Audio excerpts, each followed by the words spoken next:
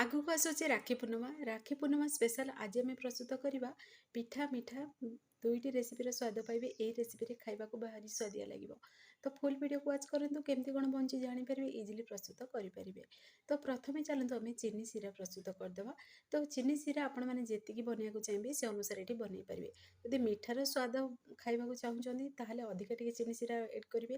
ଆଉ ଯଦି ପିଠାର ସ୍ୱାଦ ଆଣିବାକୁ ଚାହୁଁଛନ୍ତି ଏଇ ରେସିପିରେ ତାହେଲେ କମ୍ ଟିକେ ଚିନି ଶିରାରେ ଅଳ୍ପ ଟିକେ ପିଠା ଉପରେ କେବଳ କୋଟିଂ ଦେଇପାରିବେ। ତ ତାପରେ କ'ଣ କରିବେ ନା, ଏଠି ଦେଖନ୍ତୁ ହାଫ୍ ଗିନା ମୁଁ ଚିନିକୁ ହାଫ୍ ଗିନା ସେଥିରେ ପାଣିକୁ ଏଡ଼୍ କରିଦେଲି। ଆଉ 2ରୁ 3ଟି ସେଥିରେ ମୁଁ ଅଳେଇଚ ଏଡ଼୍ କରିଦେଲି। ଆଉ ତାକୁ ଟିକେ ଫୁଟିବାକୁ ଦେଲି। ଚିନିଟା ପୁରା ମେଲ୍ଟ ହେଇସାରିବା ପରେ ତ ଦେଖନ୍ତୁ ହାତକୁ ଅଏଲି ଭଳିଆ ଲାଗିବ, ତ ଜାଣିଦେବେ ଚିନି ଶିରାଟା ପରଫେକ୍ଟଲି ବନିକି ରେଡ଼ି ହେଇଗଲା। ଯେମିତି ହାତରେ ତେଲ ଆପଣମାନେ ଲଗାଇବେ ନା ଟିକେ ଅଏଲି ଅଏଲି ଲାଗେ ଆଉ ଟିକେ ବହଳିଆ ଲାଗେ, ସେଇଭଳି ହିଁ ଲାଗିଲା ପର୍ଯ୍ୟନ୍ତ, ଯେମିତି ମହୁ ତ ଜାଣିଥିବେ ହାତକୁ ଯେମିତି ଅଠାଳିଆ ଲାଗିବ ସେ ପର୍ଯ୍ୟନ୍ତ ହିଁ ଚିନି ଶିରାଟା ପ୍ରସ୍ତୁତ କରିବେ। ତାକୁ ତାର ବନେଇବା ବିଲକୁଲ ଦରକାର ନାହିଁ କି ପତଲା ବି ରଖିବେନି ଚିନି ଶିରାକୁ। ତାକୁ ଆମେ ସାଇଡ଼ରେ ରଖିଦେବା। ତାପରେ ଗୋଟେ କରେଇ ନେଇଯିବା, ସେଇଥିରେ ଆମେ ଏଡ଼୍ କରିଦେବା ହାଫ୍ ଲିଟର କ୍ଷୀର ଏଡ଼୍ କରିଦେବା। କ୍ଷୀରକୁ ଆମେ ଫୁଟିଲା ପର୍ଯ୍ୟନ୍ତ ଟିକେ ଅପେକ୍ଷା କରିବା। କ୍ଷୀରଟା ଫୁଟି ସାରିବା ପରେ ଭଲସେ ଟିକେ ତାକୁ ମିକ୍ସ କରିଦେବା। ମିକ୍ସ ହେଇସାରିବା ପରେ ତ ଗୋଟେ ଛୋଟ ଗିନାରେ ଏଥିରେ ମୁଁ ନେଇଛି, ଗୋଟେ ଛୋଟ ଗିନା ସୁଜି ନେଇଛି। ତ ଆପଣମାନେ ଚାହିଁଲେ ଏଥିରେ ଏଇ ରେସିପିରେ ଯଦି ଆପଣମାନେ ଗୋଲାପ ଜାମୁନର ଟେଷ୍ଟ ଆଣିବାକୁ ଚାହୁଁଛନ୍ତି ନା, ଆପଣମାନେ ପ୍ରଥମେ ତାକୁ ଏଇ ଯେଉଁ କ୍ଷୀରକୁ ଶୁଖେଇକିରି ଆପଣମାନେ ଖୋଆ ବନେଇକିରି ଆଉ ସେଥିରେ ଆପଣମାନେ ଚାହିଁଲେ ସୁଜିକୁ ଜନ୍ତୁଣି ବନେଇ ସେଥିରେ ମିକ୍ସ କରି ବି ଆପଣମାନେ ବନେଇ ପାରିବେ ଗୋଲାପ ଜାମୁନ। ତ ସେମ୍ ପ୍ରୋସେସ୍ରେ ହିଁ ଏଇଭଳି ସେମ୍ ପ୍ରୋସେସ୍ରେ ବି ଯଦି ବନେଇବେ ନା ତାହେଲେ ବି ଭାରି ସ୍ୱାଦିଆ ଲାଗିବ। ତ ଦେଖନ୍ତୁ ଭଲସେ ଟିକେ ମିକ୍ସ କରିଦେଲି ଆଉ ଟିକେ ଜନ୍ତୁଣିଟା ବନିଲା ପର୍ଯ୍ୟନ୍ତ ଟିକେ ଅପେକ୍ଷା କଲି। ତ ଜନ୍ତୁଣିଟା ଏଠି ଆମର ପରଫେକ୍ଟଲି ପୁରା ବନି ବି ଯାଇଛି। ଆଉ ଦେଖନ୍ତୁ ଛେନା ଭଳି ହିଁ ଦେଖାଯାଉଛି ଜନ୍ତୁଣିଟା। ଯେହେତୁ କ୍ଷୀରର କ୍ୱାଣ୍ଟିଟି ଏଥିରେ ଅଧିକା ଅଛି ଆଉ ସୁଜି ଆମେ ଅଳ୍ପ ଟିକେ ଏଡ଼୍ କରିଛନ୍ତି। ତ ଦେଖନ୍ତୁ ଜନ୍ତୁଣିଟା ବନି ସାରିବା ପରେ ଆମେ କ'ଣ କରିବା ନା, ଗୋଟେ ପ୍ଲେଟ୍କୁ ବାହାର କରିଦେବା। ଯେହେତୁ କରେଣ୍ଟ ନାହିଁ ତ ଦେଖନ୍ତୁ ଟିକେ ହାଲକା ଅନ୍ଧାରିଆ ଦେଖାଯାଉଛି ଆଉ ଟିକେ ଗରମ ବି ଅଛି। ତ ଦେଖିବେ ଗରମ ଥିବା ସମୟ ଯଦି ଟିକେ ଭଲସେ ଟିକେ ତାକୁ ଚକୁଡ଼ି ଦେବେ ବା ଦଳି ଦେବେ ନା, ସେ ଦେଖିବେ ଗୁଳା ବନିବନି। ଆଉ ଗୁଳା ବି ଯଦି ଥିବ ତାହେଲେ ମିଟିଯିବ, ବହୁତ ବଢ଼ିଆ ଗୋଟେ ସଫ୍ଟ ଡୋ ବନିକି ରେଡ଼ି ହେଇଯିବ। ତ ଦେଖନ୍ତୁ ଏଇଭଳି ହାତର ହେଲ୍ପରେ ଟିକେ ଭଲସେ ଟିକେ ଚକୁଡ଼ିବା। ଯେତେ ଭଲସେ ତାକୁ ଟିକେ ଚକଟିବେ ନା ସେତେ ବଢ଼ିଆ ସେ ଦେଖିବେ ଡୋଟା ବନିକି ରେଡ଼ି ହେବ। ଆଉ ଏଠି ଆମର ଯେଉଁ ବନେଇବା ଆମେ ମିଠାଟା ବିଲକୁଲ ସ୍କ୍ରାଚ୍ ଆସିବନି। ଏଇ ରେସିପିରେ ଆପଣମାନେ ପିଠାର ବି ସ୍ୱାଦ ପାଇବେ ଆଉ ଗୋଲାପ ଜାମୁନର ବି ସ୍ୱାଦ ପାଇବେ। ପୁଣି ଥରେ କହୁଛି ଭାରି ସ୍ୱାଦିଆ ଲାଗେ। ଯେହେତୁ ଆଗକୁ ଆସୁଛି ରାକ୍ଷୀ ପୂର୍ଣ୍ଣିମା, ଯଦି ରାକ୍ଷୀ ପୂର୍ଣ୍ଣିମାରେ ଏମିତି ପିଠା କି ମିଠା ଯଦି ବନେଇକି ଦେବେ ତାହେଲେ ଦେଖିବେ ଆପଣମାନେ ଘରେ ଅନ୍ୟ ପିଠା ସବୁ ଭୁଲିଯିବେ ଆଉ ଭାରି ସ୍ୱାଦିଆ ଲାଗିବ। ଏଥିରୁ ଗୋଟେ ଗୋଟେ ଗିନା ଖାଇବା ପାଇଁ ସମସ୍ତେ ପସନ୍ଦ କରିବେ ମାଗିକିରି। ଆଉ ସେଇଥିରେ କ'ଣ କରିବା ନା, ତା ଉପରେ ଆମେ ଏଡ଼୍ କରିଦେବା। ଏଥିରେ ଦେଖନ୍ତୁ ମୁଁ ଏଡ଼୍ କରିଦେଲି 2 ଚାମଚ, ସେଥିରେ ବଡ଼ 2 ଚାମଚ ମଇଦା ଏଡ଼୍ କଲି। ମଇଦା ବଦଳରେ ଆପଣମାନେ ଅଟା ବି ଏଡ଼୍ କରିପାରିବେ। ଆଉ ଅଳ୍ପ ଟିକେ ବେକିଂ ସୋଡ଼ାକୁ ଏଡ଼୍ କରି ଭଲସେ ଟିକେ ମିକ୍ସ କରିଦେଲି, ଯେମିତିକି ପିଠାଟା ଭଲସେ ଟିକେ ଫୁଲିବ ଆଉ ଖାଇବାକୁ ଭାରି ସ୍ୱାଦିଆ ଲାଗିବ। ତ ସଫ୍ଟ ବି ବନିବ। ତ ଦେଖନ୍ତୁ ଏଇଠି ଆମେ ଭଲସେ ଟିକେ ମିକ୍ସ କରିଦେବା। ମିକ୍ସ କରିକି ଗୋଟେ ଡୋ ବନେଇକି ରେଡ଼ି କରିଦେବା। ଆଉ ଟିକେ ଅଳ୍ପ ଟିକେ ଘିଅ ତା ଉପରେ ଲଗାଇଦେବା, ଯେମିତିକି ହାତରେ ଆମର ବିଲକୁଲ ବି ଲାଗିବନି ଆମେ ସେପ୍ ଦେବା ସମୟରେ। ତ ଏବେ କ'ଣ କରିବା ନା, ନିଜ ମନ ପସନ୍ଦ ଅନୁସାରେ ଆପଣମାନେ ଏଠି ସେପ୍ ଦେଇପାରିବେ। ଏଠି ମୁଁ ଛୋଟ ଛୋଟ ପୁରା ଗୋଲାକାର ସେପ୍ ଦେଇଦେଲି। ଆପଣମାନେ ଚାହିଁଲେ କାକରାର ସେପ୍ ବି ଦେଇପାରିବେ, ସିଲିଣ୍ଡର ସେପ୍ ବି ଦେଇପାରିବେ।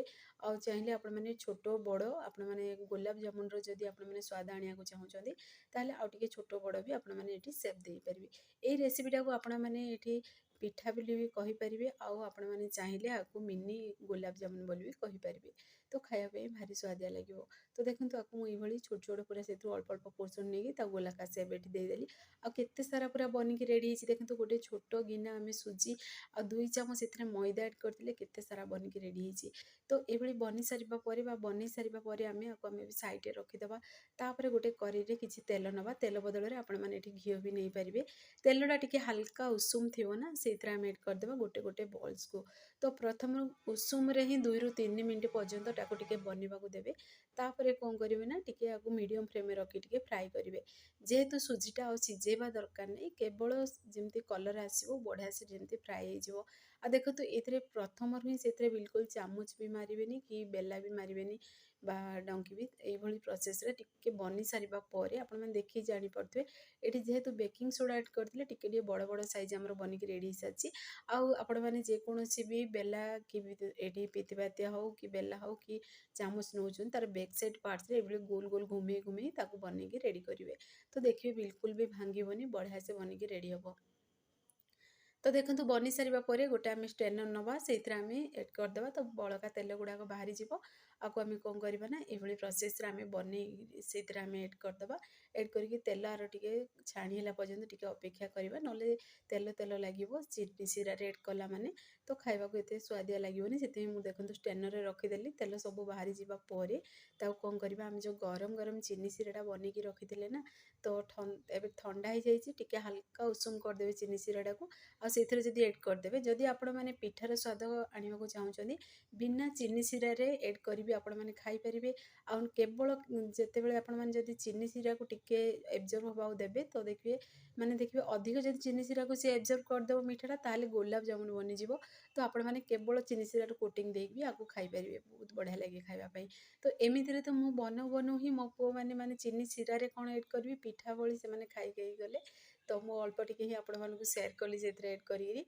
तो चिनी सिरा रे एड करी तो देखंतु आ गोटे स्टेप भी बनिकी रेडी गलानी सेम प्रोसेस रे स्लो आंच रे आको बनिकी रेडी करिवे कलर आसला पर्यंत टिके अपेक्षा करिवे आ सेकंड स्टेपटा जेतेबेले बनेबे ना गैस पेन को टिके ऑफ कर देबे प्रथमरु तापर सेथिरे से मिठा को ऐड कर देबे बा से सुजी रो बॉल्स को ऐड कर देबे देखंतु केते बढ़िया से चिनी सिरा को एब्जॉर्ब करि साची आ ए स्टेपटा पूरा गुलाब जामुन टेस्ट आस्तला आ जेतेबेले नेक्स्ट स्टेपटा मु ऐड कली केवल मु ता ऊपर माने चिनी सिरा रो कोटिंगटा माने केवल आसुतला आ ताको बाहर कर देली काहे ना छुआ माने मागिले खाइबा पई तो बहुत बढ़िया बनिकी रेडी हेची तो आपण माने एही तरीका रे घरे बनांतु बिना एठी आपण माने खोआरे बिना मिल्क पाउडर बिना छेना भी गुलाब जामुन घरे पूरा इजी प्रोसेस रे बने की रेडी करि परिबे पिठा गुलाब जामुन निज मन पसंद अनुसार बनातु निजे खातु समस्त खातु फ्रेंड्स आपण जदि वीडियो टी मोर पसंद आस्तिबो सांग मान को शेयर करंतु लाइक करंतु चैनल जदि नुआ अछदी ताहाले चैनल को मोर सब्सक्राइब कर दियंतु बेल आइकन क्लिक कर दियंतु जा फल रे मोर सब वीडियो नोटिफिकेशन प्रथमे आपण मान को पहुंचीबो